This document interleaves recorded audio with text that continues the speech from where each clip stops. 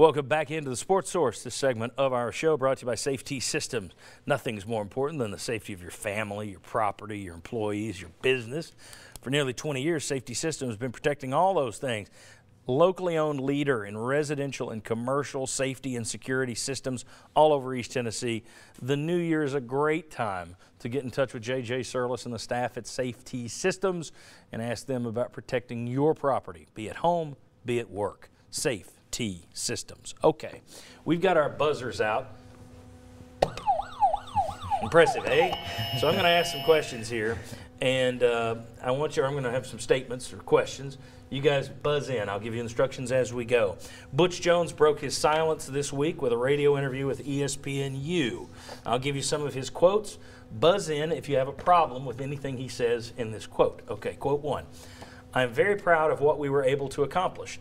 2 back-to-back 9-win seasons, 3 straight bowl games. We were able to do things here that haven't been done in 10, 15, 20 years. You got a problem? Okay. He is correct, Butch Jones is, when he talks about winning 3 straight bowl games. The problem, for the first time in 20 years, the problem is nobody cares about that, especially when you're coming off a 4-8 season, 0-8 in the SEC play. And one reason Tennessee didn't accomplish some of those things because they were playing in much more difficult bowl games to win, BCS bowls and a national championship game. So I think it's obvious why you shouldn't continue to bring that up. Well, and you can't lose a bowl if you don't play in one. Well, but here's the thing. As a coach, though, what's he going to say? You know he's going to say that. You're a mean guy, Oh, Josh. I've heard him say it before. Though. Yeah, yes, you're right. Really? Now, see, I didn't have a problem. I don't have as much problem now as I did when he was saying it earlier. All right. We had 29 concussions. We had 25 players out. Never been a part of anything like that. We looked at everything, our practice structure. Most of them were game-induced injuries, and it was very, very unfortunate because I thought we'd come a long way. Nothing to complain about there. It's true. It's a fact.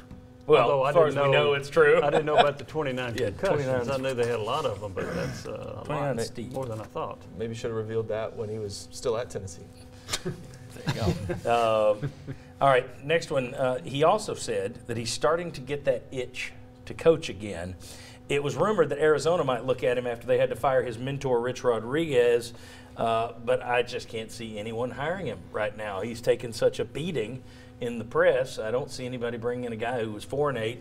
Tennessee fans destroyed him on Twitter. He's known for champions of life and a trash can. I don't see him getting a job. Here's my question, or my instructions. Buzz in if you think he will be back in coaching by 2020. Not just this offseason, but next offseason. And you're all wrong. Jimmy, you don't think he'll be back? Well, I didn't buzz, so I don't know if I'll be wrong. Well, all the buzzers, I meant. Yeah. You're right because you agree with me. Why do you think that?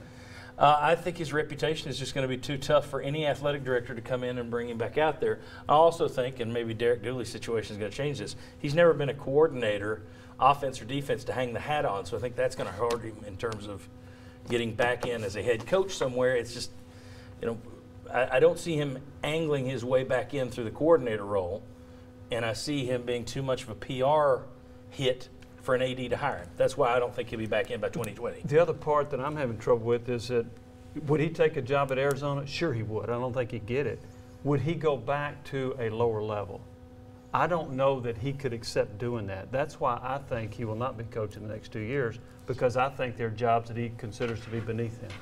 I think he either does that or takes a position coach job somewhere. He's a receivers coach by trade. He could get back into a major program by doing that. I think he'd have to be a position coach, not a coordinator. I think he'll be back because I don't think a guy wants to sit out 2 years. I think he'll come back maybe somewhere he doesn't want to, just to avoid being out of it 2 years. Yeah, and maybe kind of a cop-out. I also buzzed in on Jimmy Sexton. That's his agent. He's really good.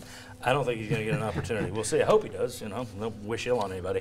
Amazingly, Jones' predecessor, Derek Dooley, he was named Missouri's offensive coordinator this week. He's been the receivers coach of the Cowboys since leaving Tennessee. Never been an offensive coordinator before, to my knowledge. Been a receivers coach. He'll take over an offense that was number 6 in the nation last year. Good luck living up to expectations. Buzz in if you think Missouri made a mistake. Really? Everybody, huh? Only because Missouri would seem to have some really good options out there, and they have a good offense. I don't think Derek Dooley as an offensive coordinator is a mistake necessarily, but there are better situations for him than a place that's got a lot of things going for it on offense. They could get a pretty good coordinator, I would think, with that job. Has he really coached a spread like that? Not really. He's a pro-style guy by trade. So. Yeah, so I don't even think he And fits. do they change the offense? And does Locke leave? I think that's a yes now. I do too. Yeah. So I'm only sort of joking when I say this. Does Missouri have a rock that they could paint? You know, I'm a little bit surprised Start there's not the a fan revolt. He's coaching That quarterbacks. only happens at one place, Mike. Again, there's only one place that revolts. Central Florida, the only undefeated team in the country, is paying out national title bonuses to its entire coaching staff that are leaving. I think that's great.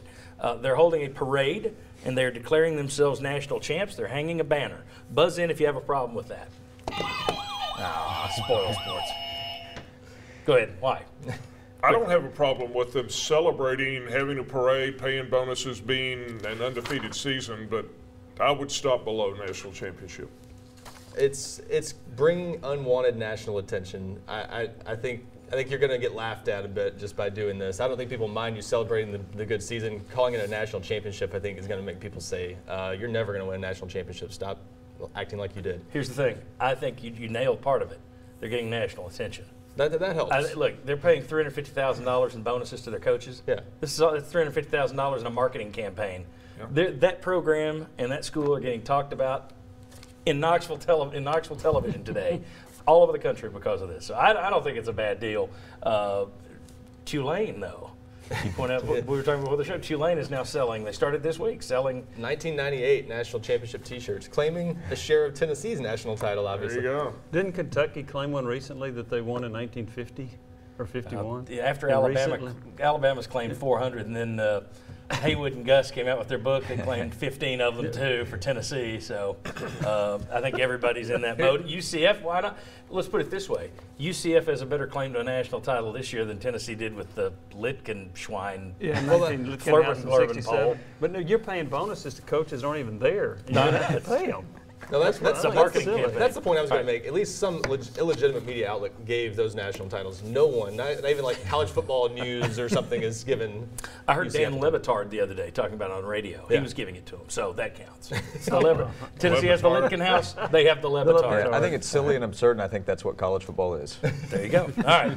When we come back, Tennessee plays Vanderbilt in Nashville. We'll talk to Mark Pancratz quickly about the keys to victory. Also, we're going to talk about which Tennessee coach is going to win a national championship on Monday, Pruitt or Shearer. Come on back.